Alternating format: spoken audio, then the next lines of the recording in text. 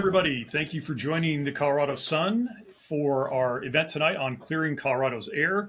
We also consider it bold counter programming to the Nuggets game, which we want to remind you doesn't start until 6:30, so you have at least a full half hour with us, and we expect you to stick with us. We can also update the score every 10 minutes or so for the second half hour if it's important to people. Or if you're on a digital video recorder and don't want to hear about it, we'll try to give you a spoiler alert ahead of that time. But we have a great group of guests with us tonight and a lot of reader questions to go over that have been sent in ahead of time as we talk about Colorado's air pollution challenges and the steps it's taken that many nationally consider to be pretty bold steps to start clearing up that air and changing the way we handle industry and transportation in Colorado. So with us tonight, we have Michael Ogletree, who is the head of the state's Public Health Department Air Pollution Control Division. So he's in charge of permitting, carrying out policy meant to limit greenhouse gas and local air pollution throughout the state. He is a similar position previously as an air pollution specialist with the city of Denver. And among the things he did with Denver was work with some of the public elementary schools to try to get monitors in those schools to follow air pollution and work on asthma problems in central Denver. We also have with us tonight Patricia Garcia-Nelson, who lives in Weld County. She is the fossil fuel just transition advocate for Colorado GreenLatinos.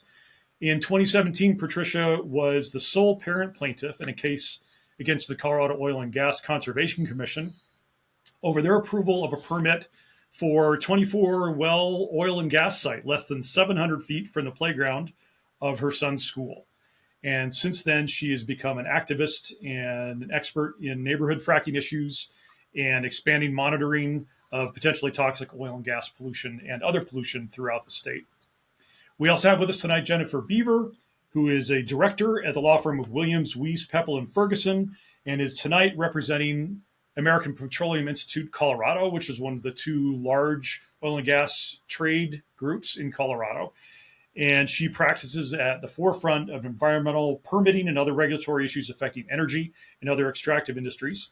She is one of the leading legal experts on methane emissions from the oil and gas industry, and she has led the industry's efforts being involved in Colorado's recent methane rulemakings. And our three panelists have often encountered each other at the Air Quality Control Commission and other forums. Michael is fresh off Air Quality Control Commission meetings today, where they made new policy that he can tell us about. And are planning more policies in the future. Michael, I think we could start off with you as we talk about air pollution and the ozone season, which we are already in as of May 1st. Obviously, Colorado has an ozone problem. The EPA has declared us in severe violation of their ozone limits on the Front Range and the 9 Front Range counties that make up that district. And a lot of people would like to know what we are doing right now in the short term and what the Air Quality Control Commission and others are doing in the longer term to try to start limiting that ozone. So if you could talk a little bit about how you all are anticipating the ozone season and what some of the short-term and near-term policy changes are that might give us some relief. Thanks, Michael. And thanks to Patricia and Jennifer as well. It was good seeing you yesterday at the Air Quality Control Commission. Ozone is a problem here along the Front Range. I think some of the big things we're doing here in the short term, we're looking at zero emissions trucks to help reduce some of those precursors from vehicles. We're also looking at 2 grant programs where we're looking at zero emissions. We're looking at funding zero emission school buses as well as low and zero emission fleets. We've also made changes more recently to our modeling guidelines such that we have lower thresholds for modeling within permitting to reduce nitrogen oxide as well as sulfur dioxide. This last legislative session, we've also been working with the Governor Polis to get additional funding to support some of the changes as a result of the reclassification. So we've been hiring very quickly. We've added over 130 people in the last 12 months and still have about 100 more to go so we can be fully staffed and ready to make sure we can implement the strongest rules possible. Michael, how much does the health department believe that ozone is currently impacting some people's health in Colorado? And how can people keep track of the current ozone season day to day? What would you recommend that people look at when they're worried about themselves or their kids or their other loved ones that may be in their household? Yeah, we know that ozone is, a lung irritant, and it does impact some of those, in particular, vulnerable communities within Colorado. When we're looking at how best to track it, we do put out ozone alerts on a daily basis. We actually put them out in front of an actual ozone day. We look at meteorological factors and try to anticipate in advance of those days. So we do have ozone alerts that come out the night before. That's one way you can track it. You could sign up for those on our website. You can also look at EPA has a website that shows it's called EPA has a website, and you can kind of track where ozone is, and what they use there is a different type of methodology, but also linked to health, where you can actually look at more real-time ozone concentrations and make sure that you're taking the protections you need. Okay.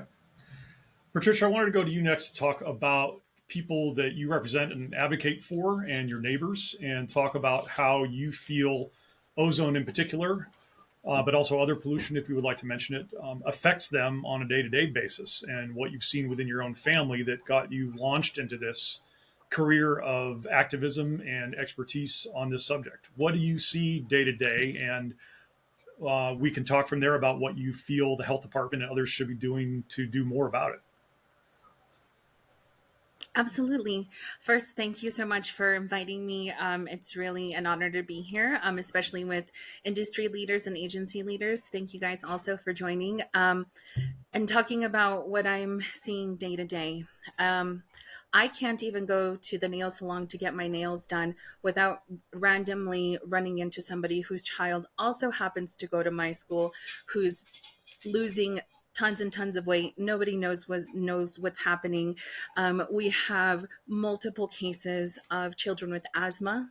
My neighbor across the street was so happy that her son was now going to high school, because she said ever since they put in the wells, he's been there the whole time. His asthma cases have increased. There's a lot of disheartened community members that are coming to us and asking us if we can help. Especially right now, we have all this funding coming in, and it seems like the prime places where we're going to put all of these experimental technologies, all of these already polluting and potentially hazardous and even more dangerous industries all across the board. All of these are going into communities like mine, where we're already having a tough time with pollution. And so that is what we're experiencing day to day. We are talking about our experiences with the government, with agencies as they're happening. And yet we really haven't seen very little to no relief. But Patricia, from Weld County, where you are as well, there are quite a few people who are employed in the oil and gas industry and in transportation industry that relies on fossil fuels. And are you concerned at all that too much regulation of oil and gas industry and fossil fuels will hurt employment in Colorado and hurt employment and the economics of the people that you know? I am concerned deeply about people that are employed by this industry. I have family members that are employed by this industry, and I'm not just worried about their economic future. I'm worried about the impacts that working in this industry has on their health. I know several oil and gas workers who had to leave because they got too sick to continue working. But also at the end of the day, we know that this is a finite resource. And so not only am I concerned for the future of people that are working in this industry now, I'm concerned about what's going to happen when all of the oil and gas operations, like there's no more room for anything else, or it runs out. Halliburton had been, no, excuse me, it was when they were extraction oil and gas, they posted on their Facebook that they have a good 5 to 10 years left in Weld County. And what we don't think about are the long-term effects. These installations are not just there while they're producing heavily for the first 2 to 3 years, and then it drops off exponentially, and that's why they have to continue drilling more and more and more. And so I'm concerned for the effects that it's having on us right now, but then also what's going to happen when there is no more industry. We need to be proactive, not reactive. And as far as the economic impacts to this industry, Michael, you and I and everybody else has heard these talking points for decades. We've passed, yes, we have made progress, not enough in my opinion, but we've been making enough progress where all of these regulations that the industry was crying wolf about, the industry is still alive and well. They're still boasting record-breaking profits. And so the fact that we're trying to get them to comply with certain regulations so that we can reach attainment for air quality, in my mind, what that's saying is that if we pass regulations, they simply can't operate in accordance with the law. And that does not sound like a good neighbor to me. Jennifer, the phrase alive and well for the industry that you represent, obviously there's a lot of profits. There are some companies that are not profitable, but the industry contention is that they have done quite a bit to join in Colorado regulation that leads to better air quality. Do you want to talk about the things that you think are the most important that industry has done, and whether there are ideas out there that you still oppose and think are going too far? Yeah, thank you. So the industry's done a lot. I mean, in the last, decade and a half that I've been working on this, we've had probably 10 rulemakings at the Air Quality Control Commission, and they've increasingly become more and more stringent. And frankly, what those have done is put us as the most stringent state in the country with respect to oil and gas regulations. So, we started with, storage tanks, and we've moved to kind of a whole host of different kinds of regulations on virtually every kind of piece of main equipment you see at an oil and gas facility. And in fact, our regulations have been the sort of model for EPA's regulations at a national level. They look to what Colorado is doing because we've been at the forefront of that. So there's been a lot of that going on. And what I would say is that as well in the last, decade of that, there's been a lot of that happening in collaboration with many environmental groups and local governments. We don't always see eye to eye, but a lot of times we spend a lot of time trying to figure out where we can agree. I think one of the difficult things about being the regulated industry is when we come to a rulemaking, people hear only the things that we're saying we want changed or that we would like to be different.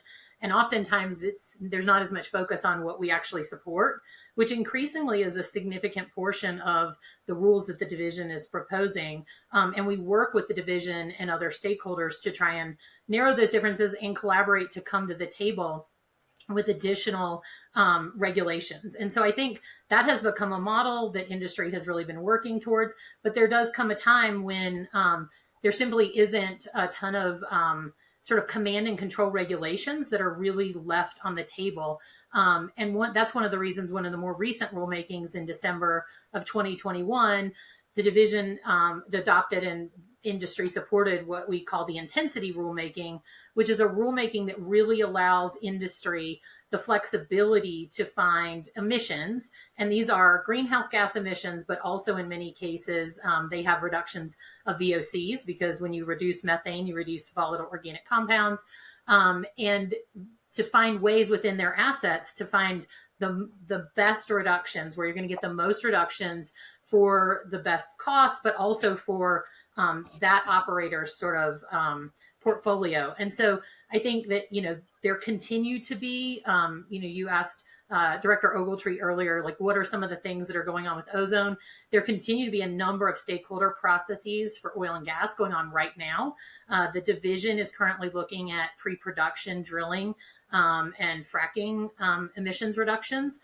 They're also looking at small engine reductions for engines that might be used that are run on diesel and natural gas at oil and gas facilities. And then the RAC, the Regional Air Quality Council, is looking at kind of several committees to evaluate whether there should be additional reductions on equipment such as what they call pneumatics, intermittent emissions that come when you have to do maintenance events, as well as combustion emissions. So there's a lot that's continuing to go on that industry is really sitting at the table for, but also really trying to make sure that we do this in the most strategic way possible.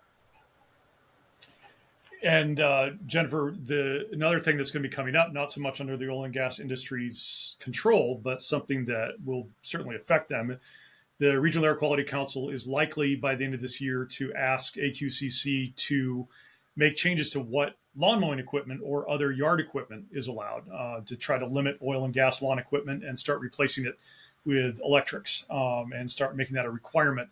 Michael, do you feel that proposals like that, there is still an opportunity for some near-term changes that might get us in line with the EPA requirements for a state plan?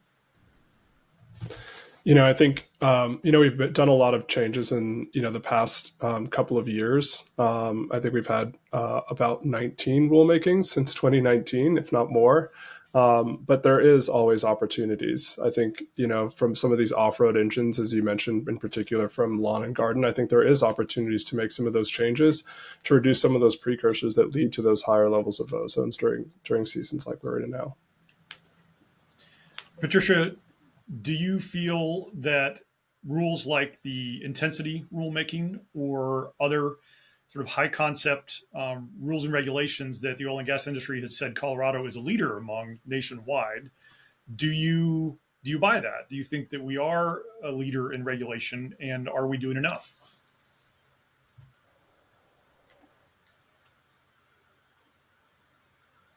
Sorry, Patricia, you're on mute right now. It's 2023. We're still stuck with the buttons. But okay. In terms of what we have done as a state, I will say that Colorado is a leader in this industry, and these innovative policies and everything that we're passing. I don't feel like it goes far enough. I have about going on, I don't know, since 2018. So 5 years of data showing that the wells behind my son's school have been polluting the area and they're still operational. The intensity standard, one of the most important factors of that intensity standard would be that there would be that there needs to be direct measurement. Like, you can't figure the intensity standard without direct measurement. And this is something that both agency and industry fight us on all the time.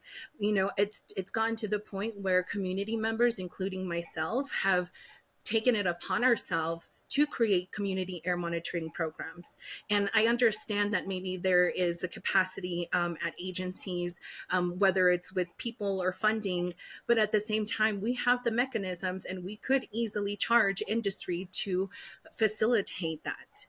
And as far as all the great things that the industry has done that Jennifer's talking about, I've been in rulemakings, both at a local level, a state level, and a federal level, where, again, the same talking points that we hear from the agency time and time again is that all of these regulations are going to crush the industry. But then at the same time, they're still talking about their record profits. And so I don't understand how they continue to tell us that they're going to be good neighbors when we're continuously being polluted.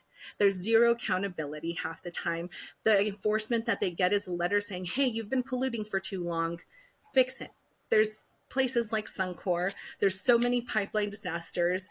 And as I'm working and learning more and more, I'm learning that the reporting, especially even when we get to a broader federal level, is even less stringent at some times. So I'm wondering, is the picture that we have now even worse than the actual reality?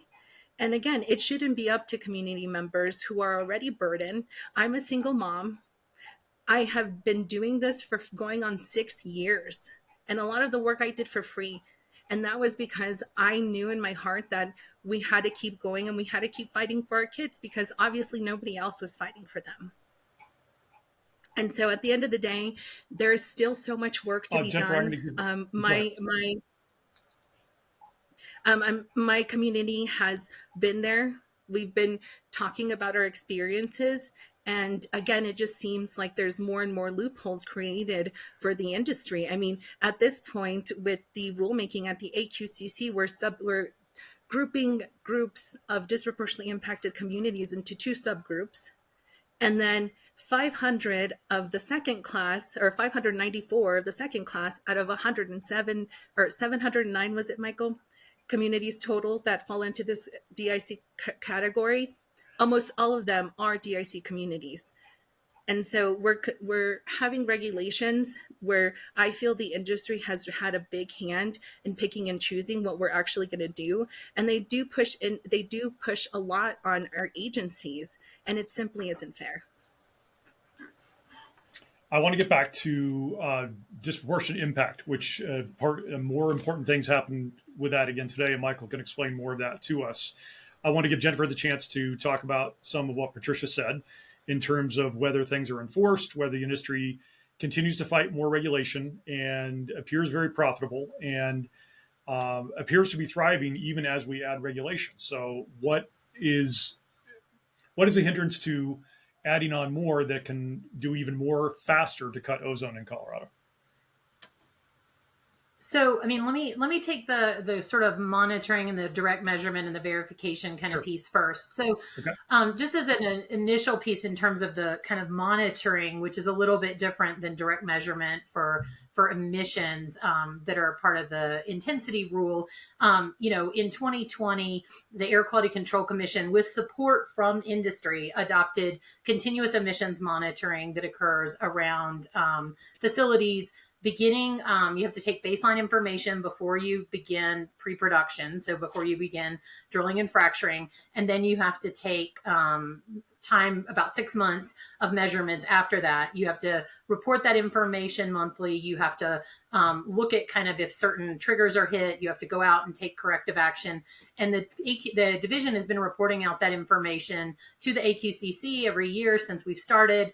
And then in today's rulemaking, those provisions got extended for communities that are in defined by the division as cumulatively impacted communities, which is over the 80th percentile in what's called EnviroScreen.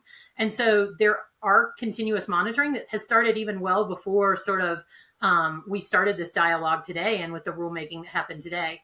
With respect to the measurement, I would say that back in 2017, I think it was, we developed a stakeholder process. We called it SHARE, the statewide hydrocarbon emissions reductions process. And it was one where all of industry, local governments, the division came together, and we met for over a year. And we met usually monthly and sometimes more frequently. And many things came out of that. And I would disagree with the notion that industry is sort of fighting and looking for every loophole. Like, industry continues to come to the table frequently. And one of the examples was, out of that share process, industry proposed a robust emissions inventory where they would report that inventory. And it is the most robust that I know of in the country. It is, to Patricia's point, probably more robust and captures more refined equipment than the EPA inventory does. And that was sponsored and proposed by industry because we do believe that the data is important and the science is important. And then upcoming in July of this year, they have kicked off the process for what is the verification portion of the intensity rule. And that is going to require direct measurement of facilities. And the process is being evaluated on what that means. As you can imagine, it's kind of cutting edge. There's a lot of variation in technologies, but that rulemaking is going to happen in July. And there's going to be a lot of additional information and process around how to ensure and give comfort that the emissions that are being reported are what they say they are. Michael, I was hoping you could take on some of the questions that were raised about both monitoring and enforcement, because I know enforcement is one of the things you want to remind people that the state is doing in certain cases that are egregious, and you feel free to talk about that. But in terms of monitoring, we have a reader question asking, and it fits a theme that some of our readers have asked, which is, what good are regulations if they are not enforced? Monitoring is part of enforcement. Patricia mentioned that there are communities that have taken on monitoring on their own. And I know they would like to, and sometimes do, share that information with the state health department. Is the state health department accepting that data and that information as part of its overall look at air pollution on the Front Range? Patricia shaking her head. So I guess the question is, if not, why not? Yeah, thank you, Michael. As you know, monitoring is near and dear to my heart. Did a lot of that at the city and county of Denver, really looking at monitoring near and around Suncor. With regard to taking into account the information that communities are collecting, we absolutely do. And proof of that is in the last couple of weeks, we've actually looked at the cultivando data that they've been collecting and used that to better inform how we communicate about what's going on in that area. We also look at monitoring that's going on in different areas. For example, in Boulder, when they put out the sensor network after the Marshall Fire to look at those different measurements, we look at all of that and take that into account as we make decisions about what we're doing and how we pass regulations. I would add that monitoring can be challenging in some cases, right? So for the intensity rulemaking, for example, direct measurement isn't a feasible way to capture all of the emissions that are coming off from these facilities, right? You can't just measure everything. You can try, but it's challenging because you can't have point source measurements or even open path measurements that capture everything around an entire facility. So in the intensity rule, what we're looking at is a multi-pronged approach where we look at different ways to as best capture all of the emissions that are being released from those sources, including when appropriate, direct measurement. So I'll leave it at that. And Patricia, Michael, can I just yeah, sure. Go ahead. Go ahead. And I am going to get to Patricia too, because she was shaking her head a lot. So go ahead, Jennifer. That's okay. Go ahead. No, I'd like to hear what you have to say about that. I was just going to say, I do think that in terms of monitoring and equating that with enforcement, I think that's what we're talking about here is monitoring in the community of ambient air concentrations, which is information that is then, the division, again, this rulemaking that was just finalized today is going to collect additional information on that, require additional monitoring, both by the air quality enterprise as well as the sources if they are meeting certain criteria. And I think that I just wanted to sort of correct what I think is a little bit, I don't believe that monitoring and enforcement are sort of the same thing. And so I think that the monitoring, while it is important and it informs the data, there are very distinct purposes there. Okay, thanks. Patricia, when Michael was talking about and Jennifer were talking about sharing information, you were shaking your head vigorously. You apparently don't think that the health department is accepting community information enough. Tell us more about that. Well, where should we start? Let's start with my personal experience with the agency. I have had representatives chuckle at my concerns, talking about, well, there's cigarette smoke and there's benzene in the gasoline. And it's like, exactly. Children aren't allowed to smoke. Children aren't allowed to pump gas for a reason, right? And then we have all but explicitly been told that our data is worthless, even though we are using technology comparable or better than what's been provided by the state. We have, not directly, but I've heard multiple stories of our partners being bullied by the agency. And, there's just been flat out multiple moments of just disrespect, right? And then when we talk about the need for monitoring, what I kept getting told is we can't shut down the wells behind your child's school because we have no proof that there's emissions and pollutions. Then we had the incident in 2019 where there was a leak, right? For days and days and days, parents were notified 20 days after the incident. And then we have also, and then when we talk about monitoring in communities, I'm not just doing this on my own. I have had personal calls from people at CDPHE saying, hey, we had this super high emission incident near your son's school. It was close enough that we felt we needed to tell you. So this is happening constantly over and over and over again. So it's gotten to the point where the agency said we can't do anything because we don't have proof. Same with the industry. Now we're getting monitors in our communities, and we have tangible proof that harm is coming to our communities. And the rulemakings that are coming out from the agency are honestly falling so short of 1266, was the Environmental Justice Act, which was put into place to protect communities that have been historically disproportionately impacted. And all of these rules continue to have loopholes to keep polluting. Like, when are we actually going to take action and shut down facilities that are constantly harming our communities? Can somebody on this call or anybody tell me one benefit that pollution has for our communities? Just give me one benefit. Well, let me One ask Michael benefit for a for our second. communities. Thanks, Patricia. Let me ask Michael, because we have talked about the cultivandos data in particular, and in particular in relation to some incidents that Suncor had in April. Suncor, if people don't know, is the one large refinery in Colorado that's in Commerce City, and has had a number of different leak incidents and air pollution incidents and water pollution incidents in the last few years. And the state monitors it.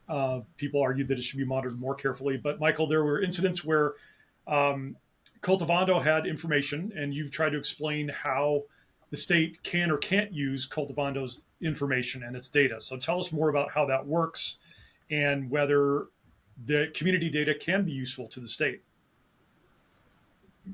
Yeah, absolutely. As I mentioned before, we did use that Cultivando data in the past two Suncor incidences, and they're actually referenced in our press releases that we put out. So it's something that we are looking at that data, as well as other networks that are in that area, including the city and county of Denver. CDOT has a network there. And so we do take a look at all of that information, because we know that information is valid and is useful, right?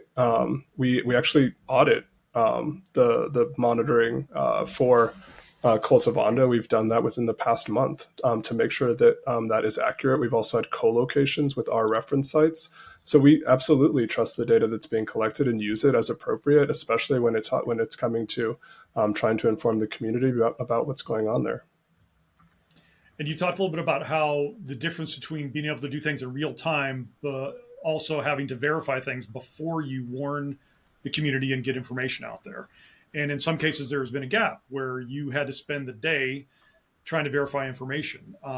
How can the public handle the information if they get warned at the end of the day that a leak started at the beginning of the day? What good is that for them, and what should they do with that, balancing that information? Yeah, no, thank you for that. In that instance where we weren't able to get it out till later on in the day, while we were looking at the data that was being collected in the area, one of the instruments went down. So we were trying to figure out what was going on because it had elevated readings. We weren't sure why it went down. So we got in touch with that entity and tried to figure that out. And they thought it was something wrong with their instrument. I was like, well, we don't think it is.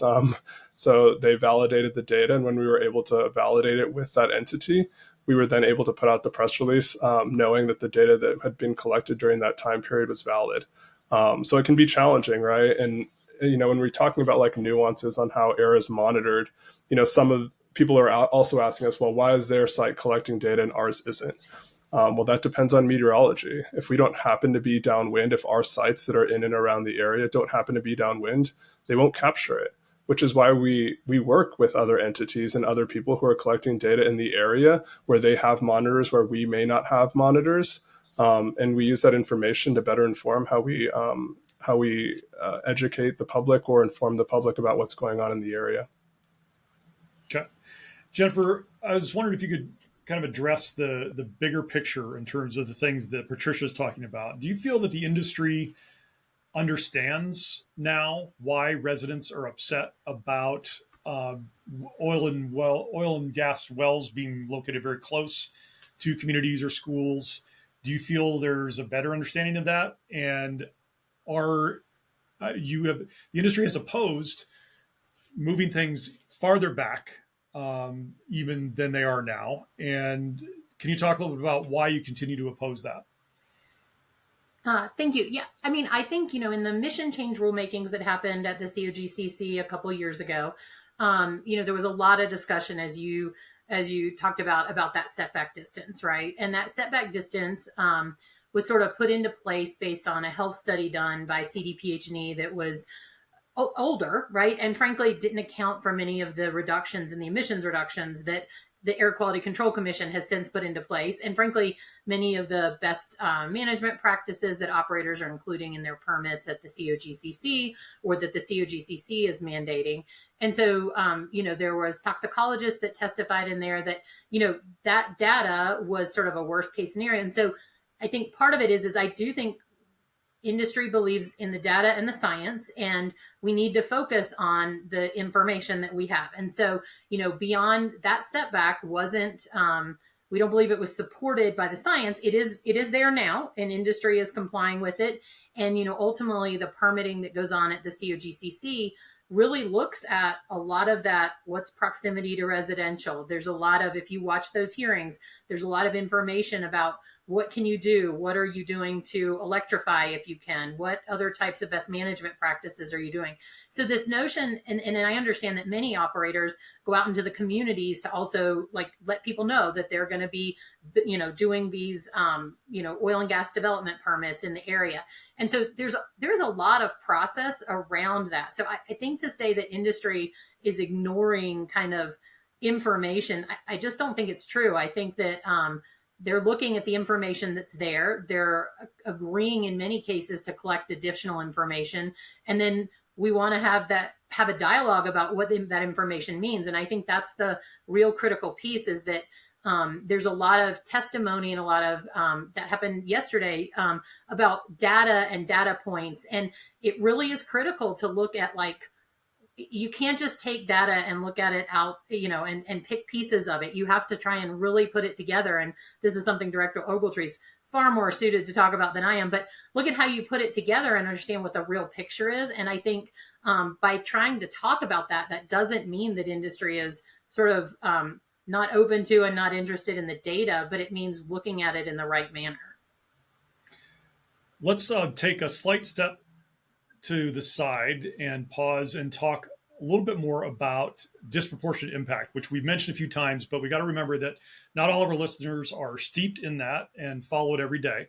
And so I would just introduce Michael talking about what happened today at AQCC with the general observation that many state and federal regulations in the last few years and laws passed by the legislature require that almost anything being done with transportation or with air permitting or with clean air and fossil fuel regulation takes into better account the potential disproportionate impact of historic pollution and historic siting of different industry in communities that are lower income or have high proportions of people of color and have been disproportionately impacted in the past, and requiring that any state agency that is, or federal agency that is regulating that, take that into account and do more in those cases and in those geographic areas. So, Michael, you had mentioned that an important step was taken today at AQCC. Can you tell us a little bit more about that in that context?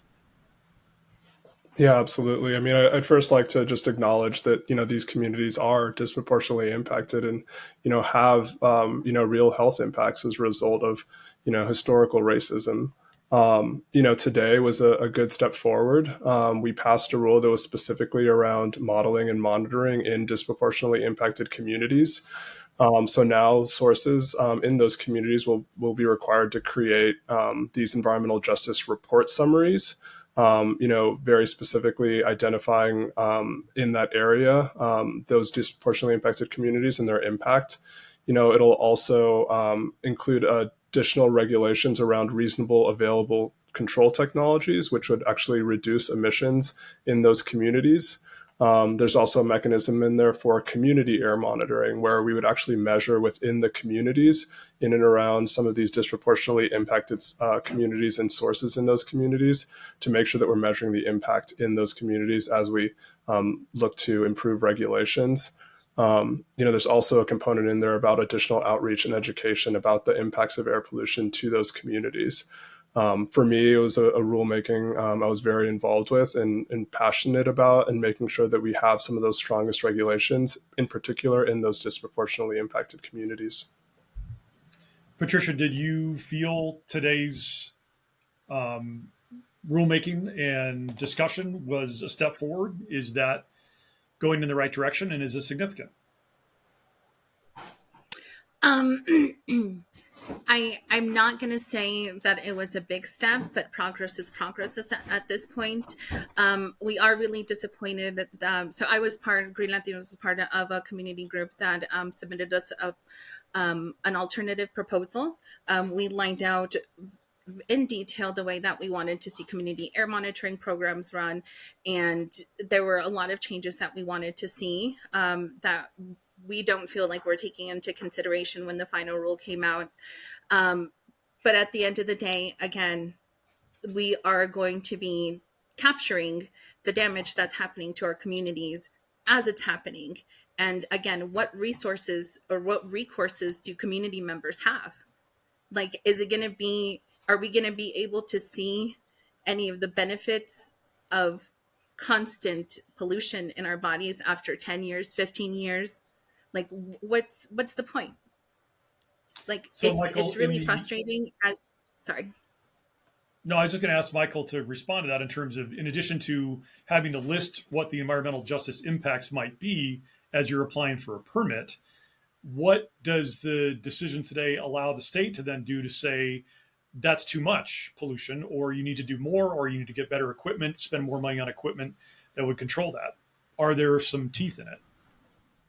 Yeah, so that's where the RACT comes in. So there are RACT requirements, as I mentioned, that's reasonable available control technologies, which refers to equipment that is technologically and financially feasible for the pollution source to install. So those are, it's not a one size fits all. It depends on the type of source. So for us, like those types of requirements in disproportionately impacted communities are actual reductions and not just measurement. Jennifer, did the industry take a position on the DI policy change, and how will it affect oil and gas operations in Colorado? Yeah, thanks.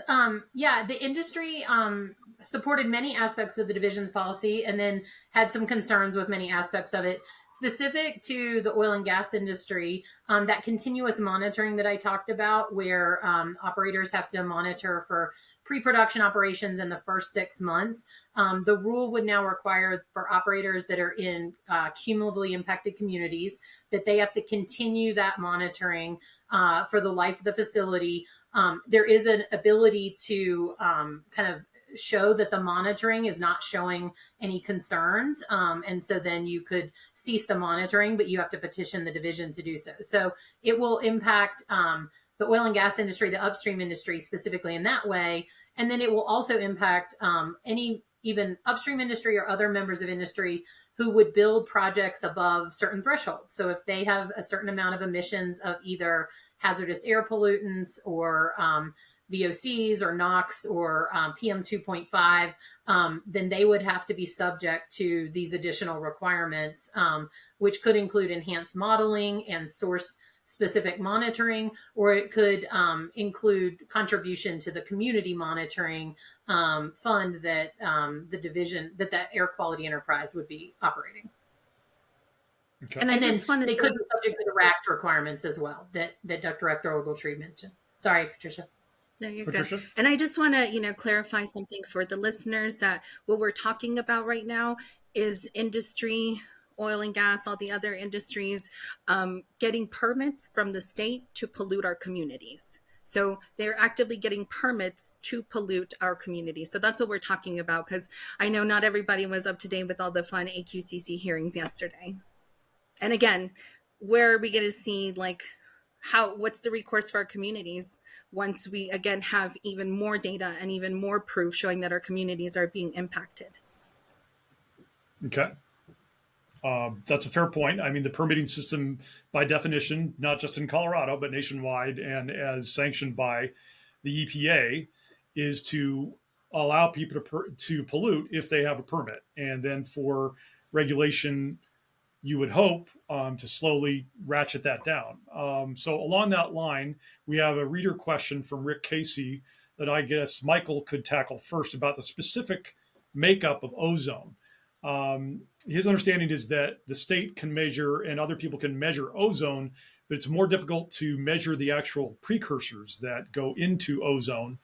Whether anything can be done about that, whether that makes a difference.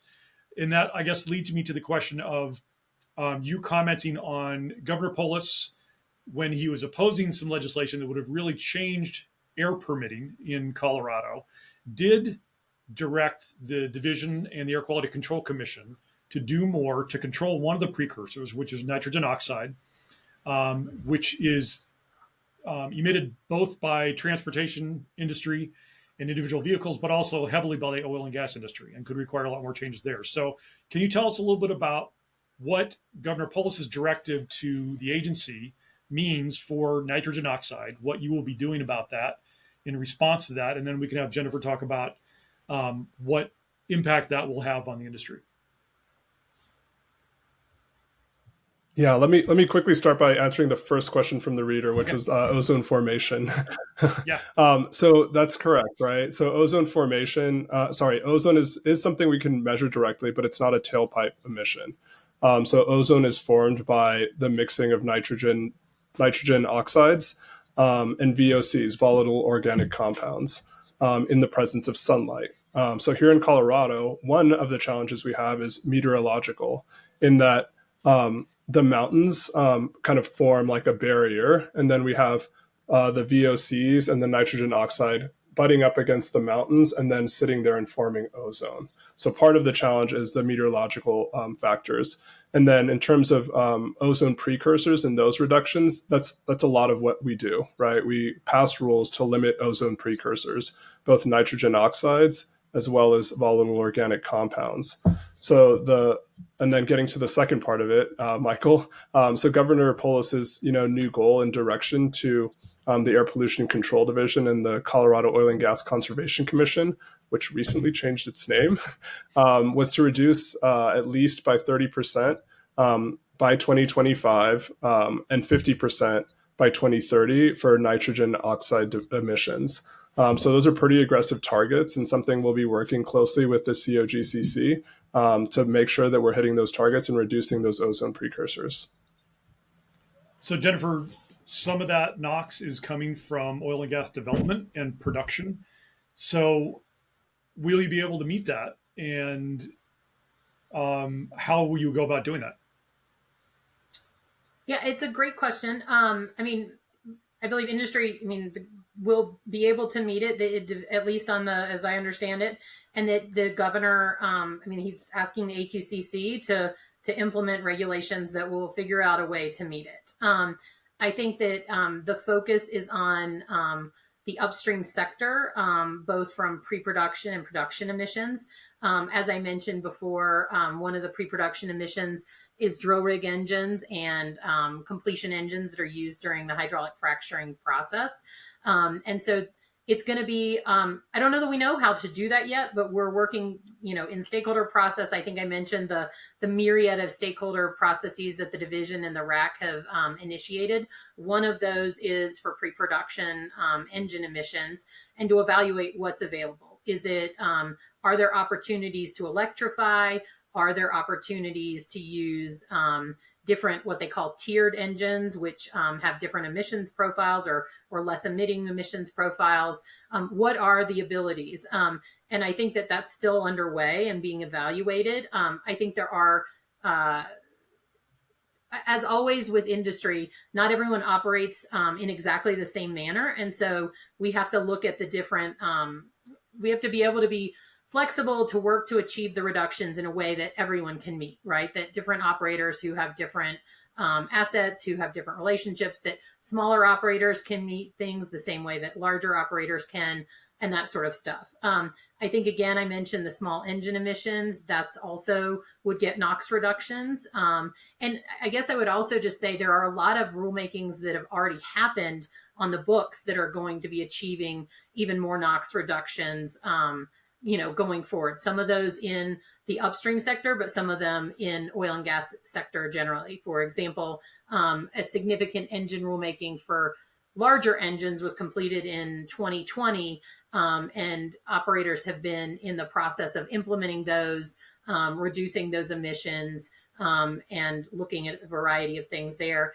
And there's also just a host, not again under the governor's letter, but for NOx reductions from the midstream sector.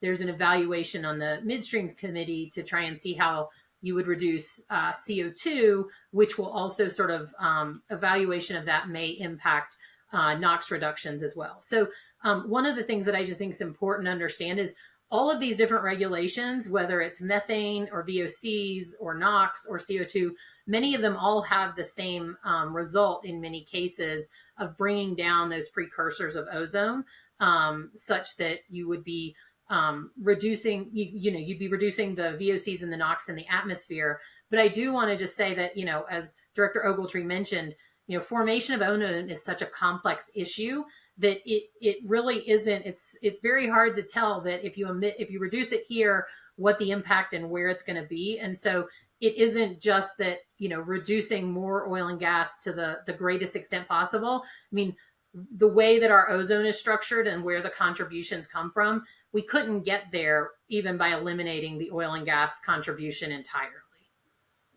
And I would, I would like to acknowledge reply that to their. yeah, I was just to mention, Patricia, that the state's own statistics on this do show that when you break down where the ozone's coming from, a significant amount is natural or sort of out of our control. So there's some natural created. There's ozone that drifts in from California industry, from Asian industry, from wildfire smoke that contributes to it.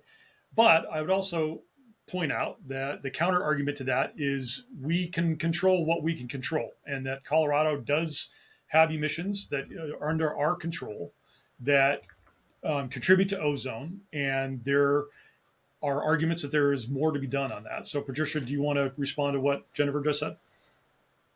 Yeah, I'd like to respond, overall with the NOx rulemaking, because it has been a hot topic this legislative session and overall this year.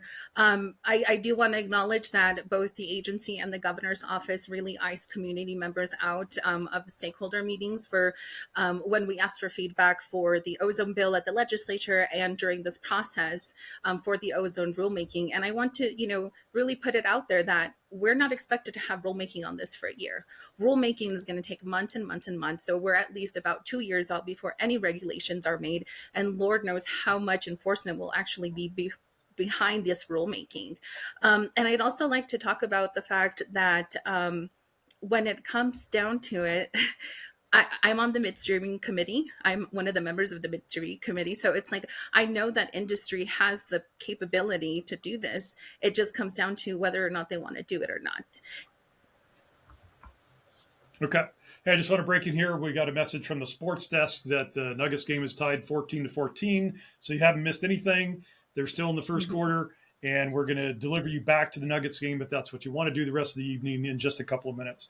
I did want to switch over to a reader question from local environmental attorney Chandra Rosenthal, who has the pointed and reasonable question for Michael first, I guess, on what does financially feasible mean? If you are asking people to study what equipment they could use and employ that is the best on the market at the time, who decides what is financially feasible for them to do and still make a profit if that's their goal? And is that set in stone? That's a good question. And unfortunately, I don't have the answer to that specific question. But these different types of, racked or backed requirements are very specific terms. So those terms are very well defined. I'm sorry, I can't speak specifically as to how those are accounted for. That's all right. Patricia, I was going to ask you to comment on that because you might argue that financially feasible and what's fair to people's health may not always be in alignment. So when you hear the phrase financially feasible, what does that mean given your commentary on history of disproportionate impact? Absolutely. I am a woman of color. I am a Latina in the United States of America in 2023. So by all means, I am one of the lowest paid kind of demographics in the country. But I just want to say, if I'm able to find funding to get SPOD monitoring and get $500,000 to do stringent, super robust community air monitoring, I'm sure the industry can find a few pennies on their budgets and maybe not give their CEOs and all of their executives millions of dollars and focus on protecting communities, because they keep talking about how a great neighbor they want to be. But again, actions speak louder than words. So before we go to some final statements or what high points the conversation for people, Jennifer, do you want to talk about what does the phrase financially feasible mean to the oil and gas industry? Yeah, and I think the phrase that was used, for example, in the rulemaking today is what's called cost effective. So it relates to kind of what the cost per ton of reduction is, right? And so you're not just looking at this question of like what is the overall cost. You do look at all of those pieces. You look at what the capital cost is, what the operational costs are, what the life of the equipment is going to be, right? And it's a really complex, to Director Ogletree's position, it's a really complex and pretty well-known analysis, but it looks at also the pollutants that will be reduced by that piece of equipment or that control or what it is that you're trying to do. And so the intent is that it looks at it and says, okay, and again, this is a well-known kind of framework that is done across the country at the EPA level, et cetera, of like, are the efforts that we're undertaking to get each one of these tons per year of reduction, is that what we would deem cost effective? And, Colorado in our ozone context has some of the highest cost effective numbers in the country. And, they have taken they've implemented rules that, maybe not in other places would have been deemed cost effective. And, they've been implementing them. And so I do think Colorado has taken a pretty rigorous position on that in ozone rulemakings. I think what the cost effectiveness that was adopted today is a little bit it falls into the same bucket, but we're gonna have to see, because it's for pollutants where the area is not in non-attainment, which is when you usually do that kind of analysis. So Okay. Oh, well, thank you all. I'm still on the first page of reader questions out of about four, in addition to my own questions. So I'm sorry we can't get deeper into all these topics tonight. But I did want to give each of you the chance to mention what you want people to take away from this conversation or what you want them to be thinking about. And Michael, maybe you can go first in terms of talking about what you feel is the most important thing the health department is doing or should be doing more of to help protect people during this ozone season and in the long term. Yeah, I just want to make just one correction to Patricia's statement that we won't be revisiting ozone rules for a couple of years. We actually have, we'll be revisiting the SIT this fall, I believe in December, in front of the Air Quality Control Commission. For me, I grew up in California, Southern California in the 90s in the LA basin, where we had some of the worst air quality. It was 3 times higher than it is here in Colorado now. As a person of color, I've experienced racism and discrimination. And for me, a lot of the work that we've been doing since I've gotten here, increasing transparency, finding ways to reduce pollution. The rulemaking today was one that, I never thought would have been possible, trying to work directly in disproportionately communities to reduce pollution and make sure that we can be as protective as possible. So for me, thanks for having this opportunity to talk about a lot of the work we're doing, because it for me is personal. And, I really hope that people understand that we are doing as much as we can to reduce pollution and protect some of the most vulnerable residents in our state. Thank you, Michael. Jennifer, do you have some things you would like people to take away from the conversation and what the industry is doing? yeah, thanks. I think that I just want to I kind of say that, industry, there are a lot of moving pieces. There is a lot of process. There's a lot of permitting. There is a lot of rigorous analysis at both the COGCC and at the Air Pollution Control Division of oil and gas facilities. Oil and gas facilities for the upstream sector have done enormous strides in the last several years of removing sources of pollution, removing storage tanks so that they pipe and don't have storage tank emissions, removing what are called pneumatic controllers, which often could actuate and release methane and VOCs when they actuate. Ultimately, many of the new facilities that are being built, particularly if they have access to electricity, have very low emissions profiles. And so industry has been at the forefront in Colorado and paving the way for industry in the rest of the nation in building and designing facilities in a way that eliminate, to Patricia's concern, eliminate many of the points of pollution. But and when they have ones that they can't eliminate, they do their best to control them in many cases, if that's possible. And so I think too that notion too, and part of that industry is also works with the division as well as environmental stakeholders and local governments. They come to the table. They are at every rulemaking. They're in all the stakeholder processes. Many of us don't sleep, and I know that that's the same true for everybody on this call, that we are working really hard to be present, but we'll try and make the regulations sort of the best that they can be. Thank you, Jennifer. Patricia, what would you like people to remember from this conversation? What will you be working on? What would you like the listeners to push their politicians, push their regulators on in the coming years? Yeah, I just want to appreciate Michael's experience. I know that he has done a lot of work, and that this job isn't easy. There's a lot of tough conversations that have to be had. But at the end of the day, what I heard from Michael and what I heard from Jennifer is it's not so bad now. And I'm going to continue doing the work that I'm doing because I want to leave a better Colorado than we have right now for my son and my community. And at the end of the day, that's the reason that I'm doing this work. I'm sure that's the same reason that Michael's doing this work, but I can't say the same about Jennifer because this is an industry that's targeted me personally. And so, just think about it. At the end of the day, a lot of things happen because we don't say no enough. And so I'd really encourage the listeners, any opportunity that you have to say no, take your chance and say no, because we need to make as much noise as possible. We're running out of time. And that's really all I have to say.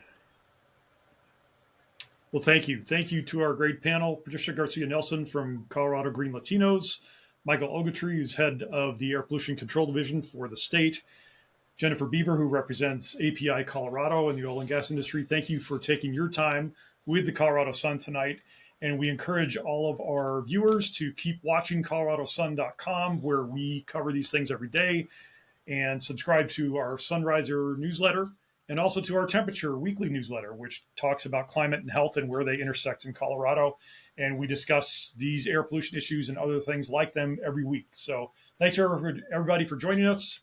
Good luck, Nuggets, and we will turn you all over to the game or anything else you have going on this evening. Take care.